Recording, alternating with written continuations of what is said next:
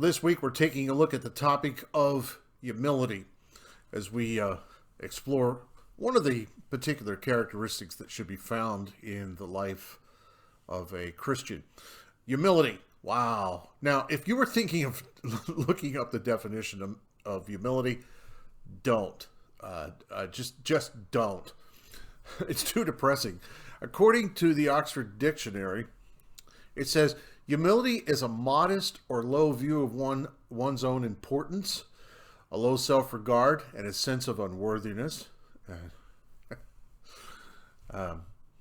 Now, yeah, I mean, that just boggles my mind. When the world says humility, that's what comes to mind.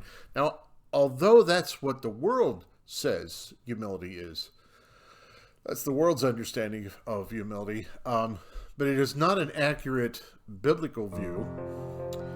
That's why, right here from the start, we need to establish a clear understanding of what biblical humility looks like and a clear understanding of how that is fleshed out. So we're going to take a look at that in just a moment. We're going to take a look at a biblical understanding of humility. In the meantime, my name is Pastor Greg, and you're watching Transforming the World.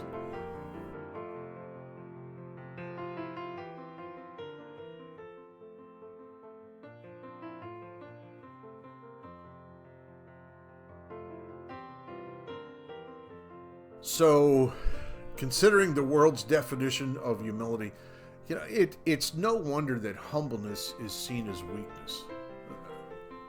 I mean, in the world's eyes, humility is a trait to be avoided.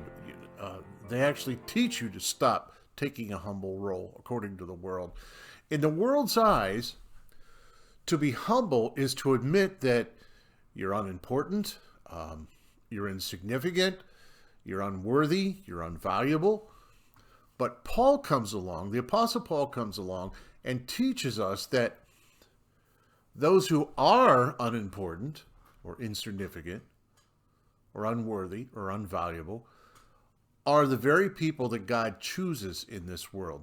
He spells this out in 1 Corinthians chapter 1, 26 through 28. So if this is the way that God feels about us, then we cannot approach an understanding of humility from the world's perspective. We simply cannot. We need to just dismiss this whole concept of humility according to the world's standard and instead begin embracing what God says. Now, the kind of humility that God is searching for, it comes, again, not from the world's perspective of worthlessness, but from the acceptance of God's grace and love, which has been demonstrated through Jesus Christ. So what I want to do this week is examine the Bible and see if we can learn what true biblical humility looks like.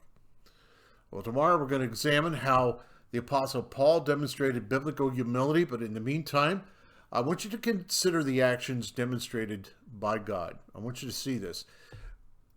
Did God view you, when you consider the actions of God as they are expressed toward you, did God view you as unimportant or insignificant when Jesus died in your place?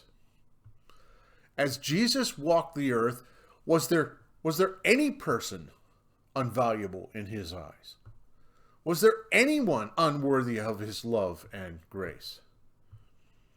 So right from the get-go, you need to understand that God does not consider you as worthless and unimportant, and so neither should you.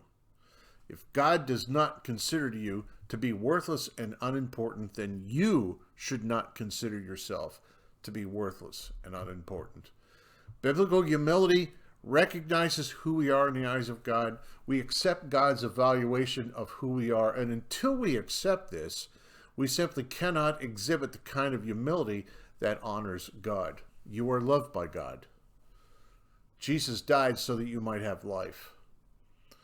If you are to demonstrate biblical humility, you're going to need to accept this, because if you don't, then you have accepted the world's definition. And you're not unworthy, and you're not unimportant. We'll continue this conversation tomorrow as we take a look at the biblical attitude of humility here on Transforming the World. Thanks for spending time with me. My name is Pastor Greg.